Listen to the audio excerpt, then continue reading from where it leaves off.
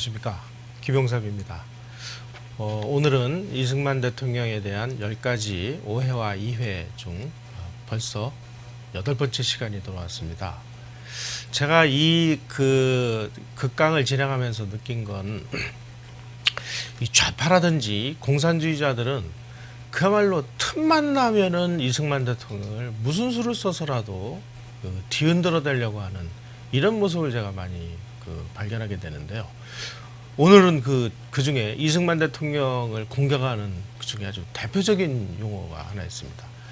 바로 이승만은 시대착오적으로 북진 통일을 외치다가 기습을 당했다, 이런 얘기들을 하고 있습니다. 이것도 참 웃기는 짓입니다.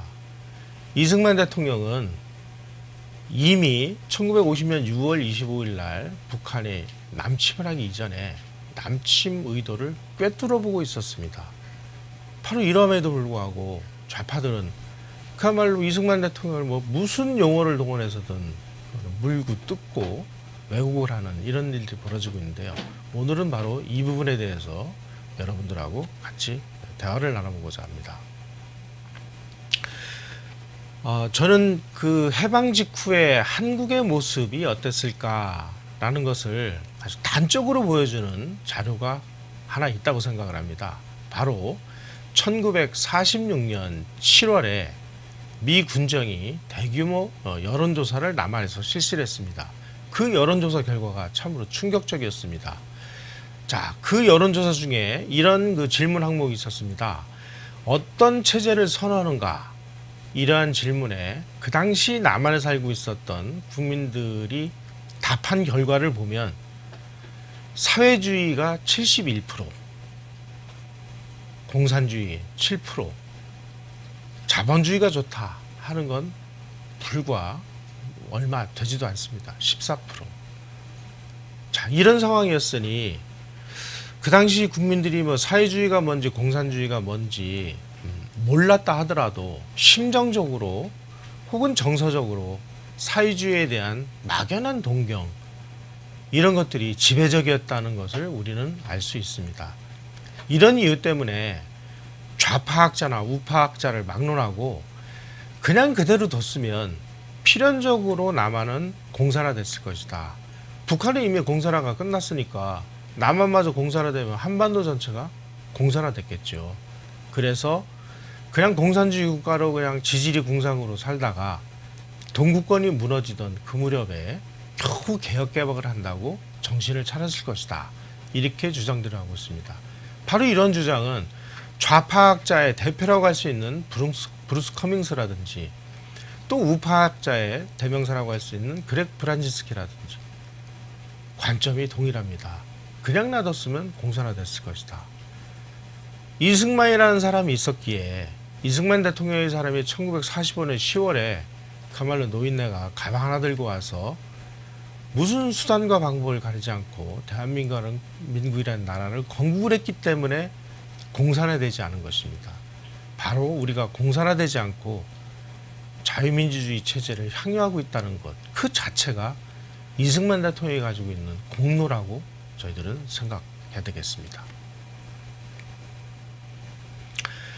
그 당시에 소련이 북한에 진주해서 북한만 공산화를 한 것은 아닙니다.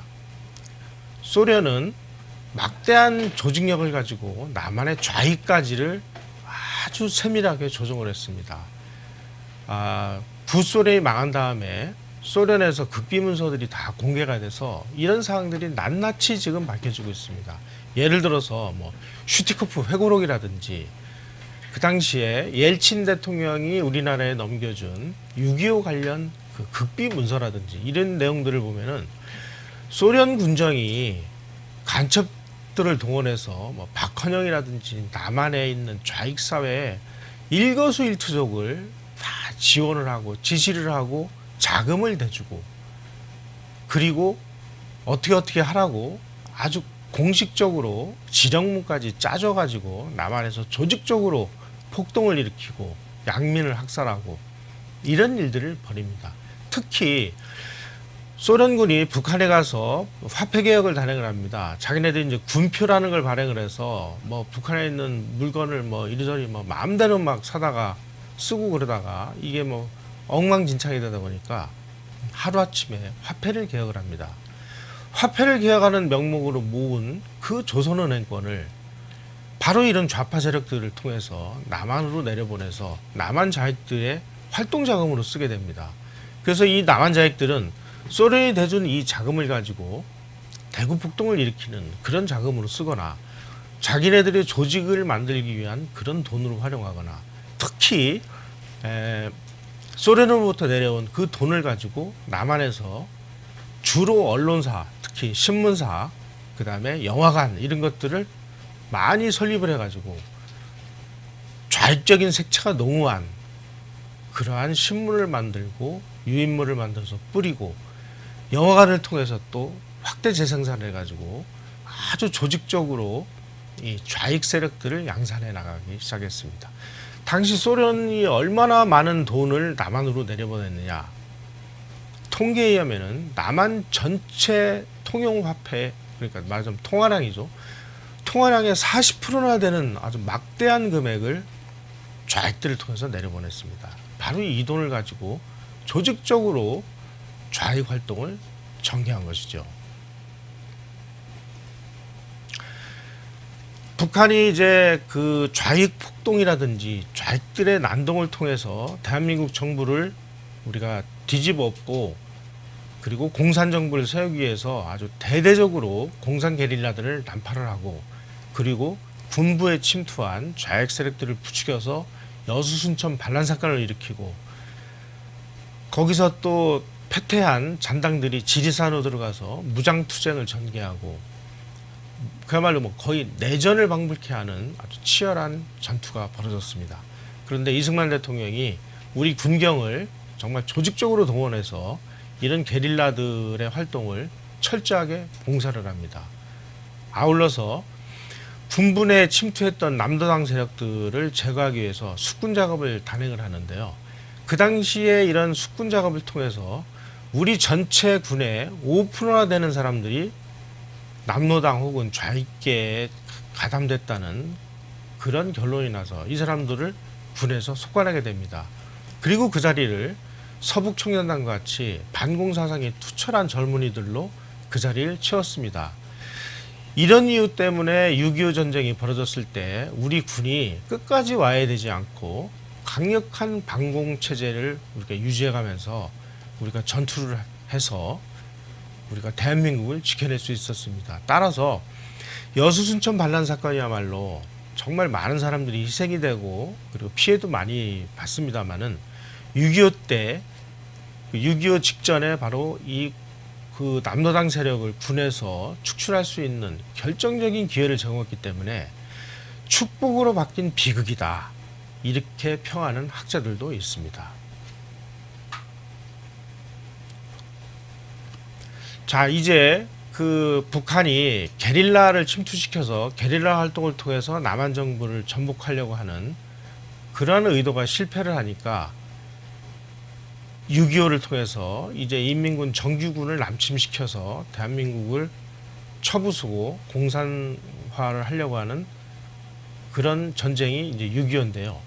6.25가 벌어지게 된 몇 가지 그 시절의 상황을 한번 점검을 해보도록 하겠습니다. 1949년 6월 30일 날 주한미군이 완전 철수를 하게 됩니다.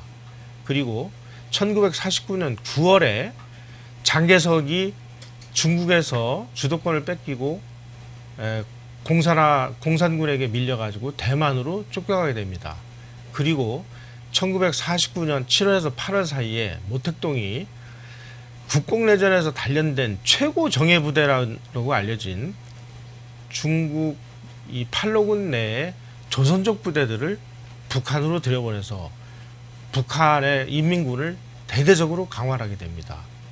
또 1949년 9월에 스탈린이 미국으로부터 몰래 입수한 간첩들로부터 받은 자료를 토대로 해서 소련도 핵무기를 보유하게 됩니다.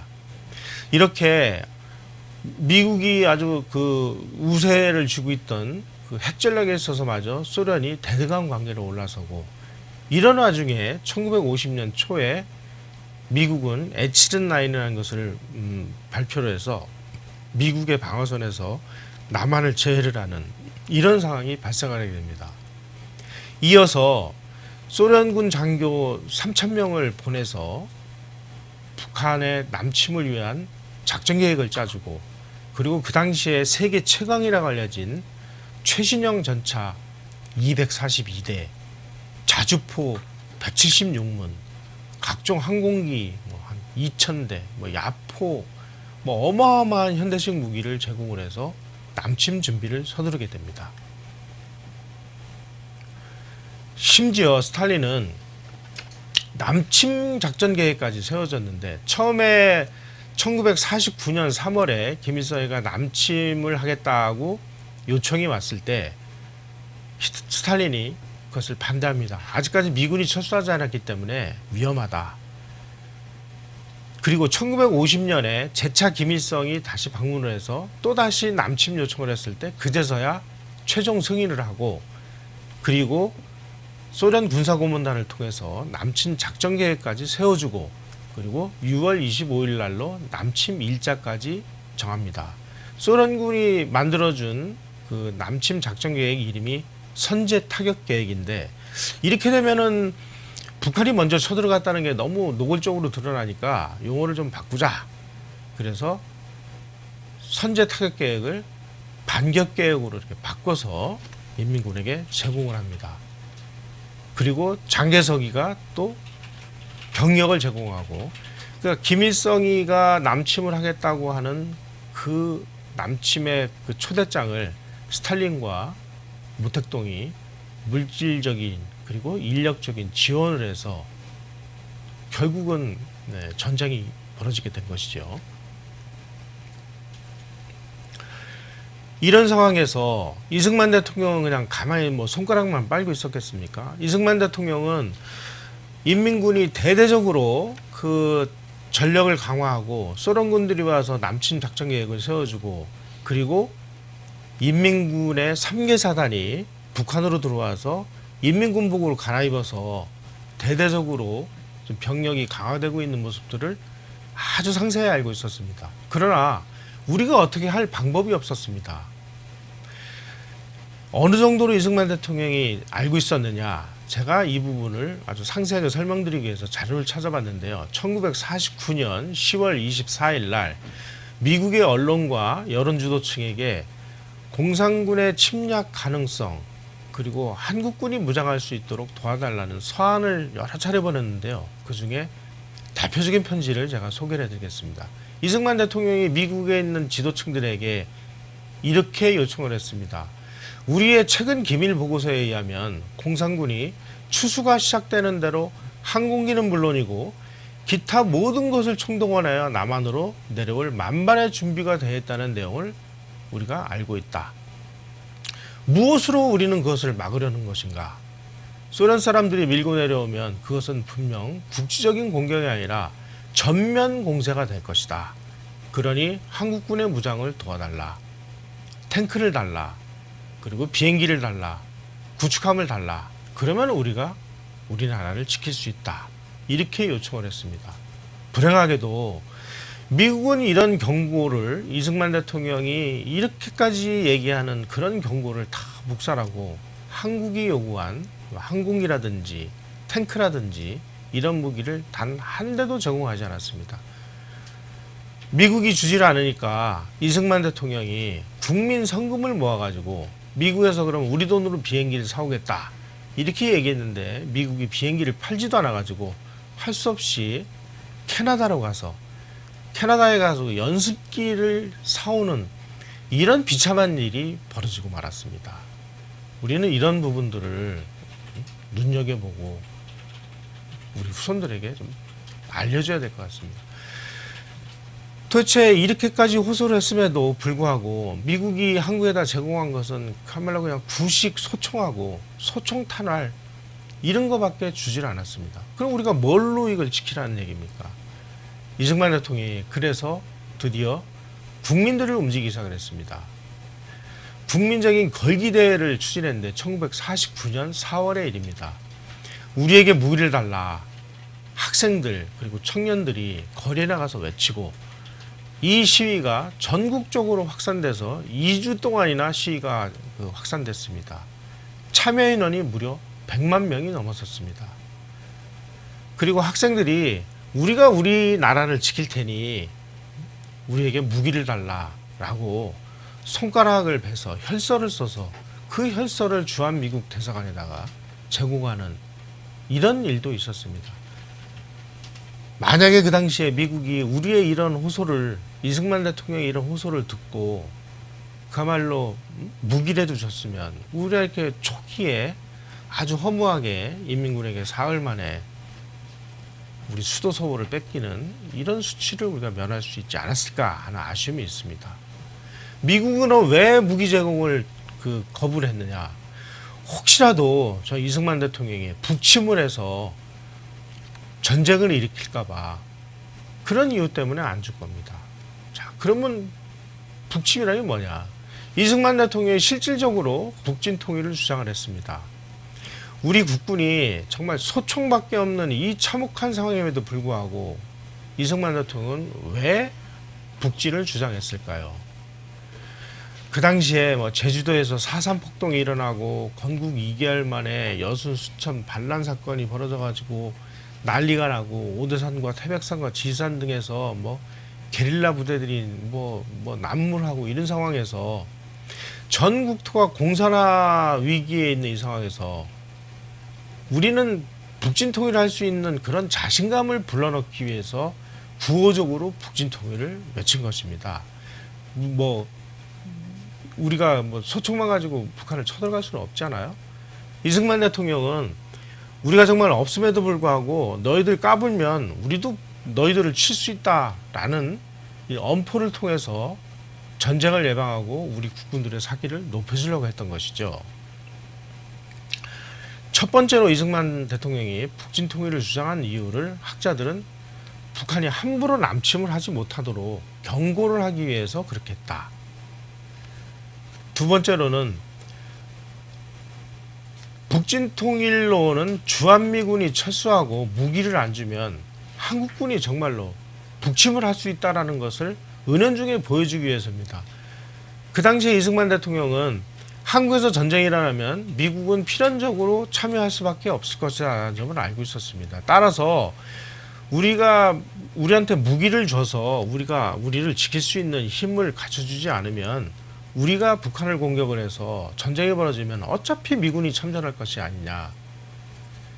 그러면 너희들은 지금보다 더 많은 희생을 치를 수밖에 없는데 그러지 말고 우리에게 무기를 달라 하는 것을 아주 정치적으로 아주 시위를 하기 위해서 북진 통일을 내놨다고 그렇게 학자들은 연구 결과를 밝히고 있습니다. 따라서 우리가 이 북진 통일론에 대한 것을 요약을 하자면 첫 번째로는 이승만 대통령은 미국의 세계 전략에 의해서 남한에서 주한미군을 철수시키면 당연히 우리가 우리 힘으로 대한민국을 지킬 수 있을 정도의 무기는 줄 것으로 그렇게 생각을 했습니다마는 그러한 무기조차 주지 않고 떠나가는 미국에 대해서 경고하는 의미도 있었을 것이고, 그리고 북진 통일을 주장함으로 인해서 북한이 함부로 남침을 하려고 하는 그런 의도를 사전에 봉쇄하기 위함이었다. 이렇게 우리는 정리를 할 수 있을 것 같습니다.